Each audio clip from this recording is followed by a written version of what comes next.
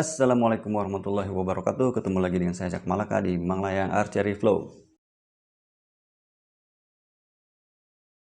Pada dasarnya olahraga bela diri itu mempunyai 3 jalan. Yang pertama way of war, way of sport, dan way of life. Jalan di sini adalah cara atau bagaimana kita mempelajari olahraga tersebut. Nah, apa itu way of war? Adalah di mana olahraga bela diri tersebut bertujuan untuk seefektif dan seefisien mungkin dan secepat-cepatnya bisa membunuh atau mengalahkan musuh dalam pertempuran, dalam perang. Nah, sementara way of sport itu di mana teknik-tekniknya itu bertujuan seefektif dan seefisien mungkin untuk mendapatkan skor atau poin. Karena dalam olahraga itu dibatasi oleh aturan. Yang bahkan jika kita pengen mencederai lawan atau membunuh lawan, itu justru akan dikeluarkan dan kita akan dinyatakan kalah.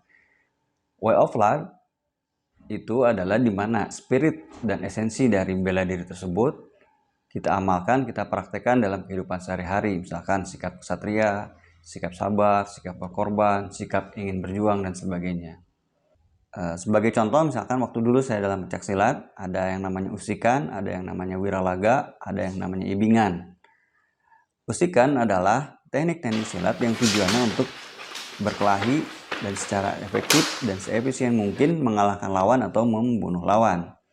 Sementara dalam wiralaga atau silat olahraga, itu adalah teknik-teknik yang di dalamnya bagaimana kita bisa mendapatkan poin sebagus mungkin, seefektif mungkin, gitu kan di sana. Dan sementara kalau kita mencederai lawan di sana dengan sengaja atau melanggar aturan, kitanya yang kalah atau dikurangi poinnya. Nah, contoh yang lebih bagus mungkin dalam olahraga bela diri Jepang. Dalam olahraga bela diri Jepang itu ada yang namanya akhirannya su, ada yang akhirannya do. Su, ryu, misalkan jujitsu, ninjutsu, atau ryu, atau u. Pokoknya akhirannya u itu adalah bela diri perang zaman dulunya, atau bela diri militer. Misalkan jujitsu. Nah, dari jujitsu itu jujitsu tradisional yang saya maksud, itu nanti diambil teknik-teknik bantingannya saja menjadi judo. Nah, yang akhirnya do adalah olahraga yang bisa dipertandingkan dengan aturan-aturan yang berlaku dan mengikat di sana. Nah, nanti dari judo nanti diambil teknik-teknik kuncian bawah-bawahnya saja, jadilah Brazilian Jiu-Jitsu. Tapi dalam Jiu-Jitsu tradisionalnya sendiri itu adalah bela diri perang yang tujuannya adalah untuk membunuh lawan secara efektif dan seefisien mungkin. Dalam teknik pedang ada namanya Kenjutsu. Nah, itu banyak lagi aliran susu. Nanti dari sana mana yang bisa dipertandingkan digabung dalam Kendo dengan pedang kayu dan sebagainya. Tapi rootnya, akarnya adalah bela diri perang, akhirnya su. Dalam panahannya ada yang namanya Kyudo. Nah, Kyudo adalah bela diri panahannya yang bisa dipertandingkan. Sementara rootnya, akarnya itu adalah teknik-teknik perang, panahan macam-macam ya namanya, nanti dikumpulkan jadi Kyudo. Nah, apa hubungannya dengan panahan yang selama ini kita pelajari? Panahan yang selama ini kita pelajari dalam khususnya panahan tradisional horsebow itu semua pada dasarnya mengambil dari buku-buku perang, Purusya ya. Yang tentu saja teknik-teknik di sana adalah teknik-teknik perang. Bagaimana kita mengalahkan musuh dengan cepat, seefektif dan seefisien mungkin, baik ground ataupun pada saat kita berkuda.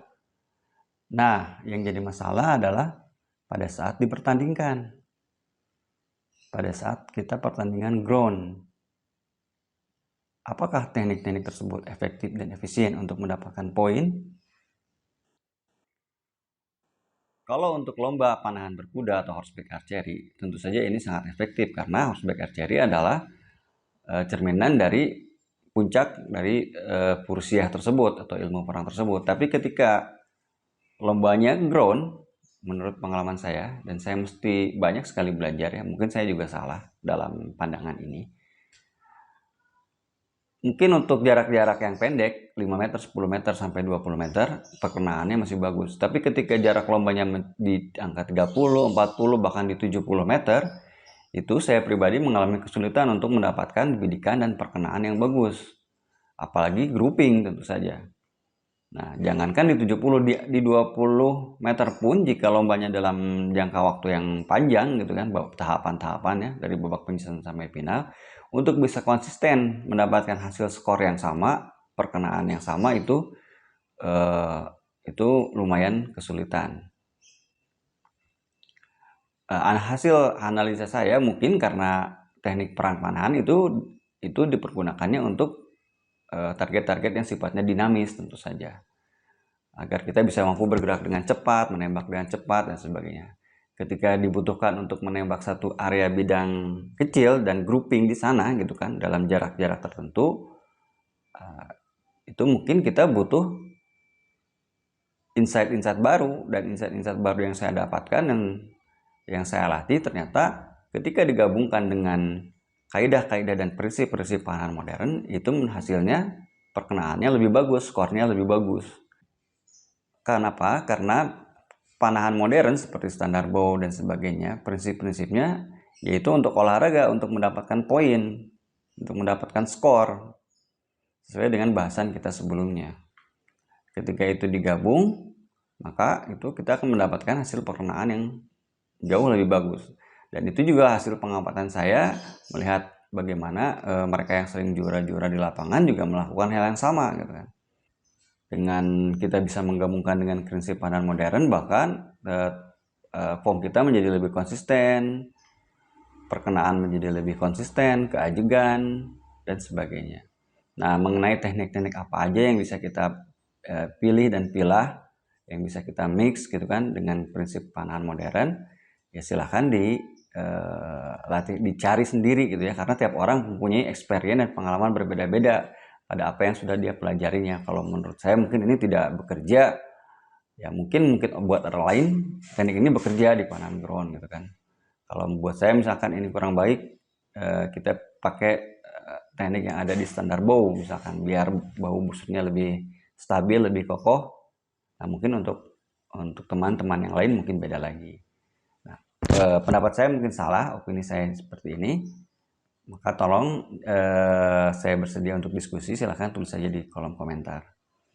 Ini hanya sekedar insight-insight baru yang saya latih, itu bukan berarti mengkecilkan panahan perang, karena saya pun tetap melatihnya, apalagi sekarang saya sedang fokus dinaikkan di power draw ya, untuk busur yang LBS besar, dan itu pure saya menggunakan teknik-teknik dari Fursia tentu saja. Terima kasih sudah menonton, semoga bermanfaat. Assalamualaikum warahmatullahi wabarakatuh.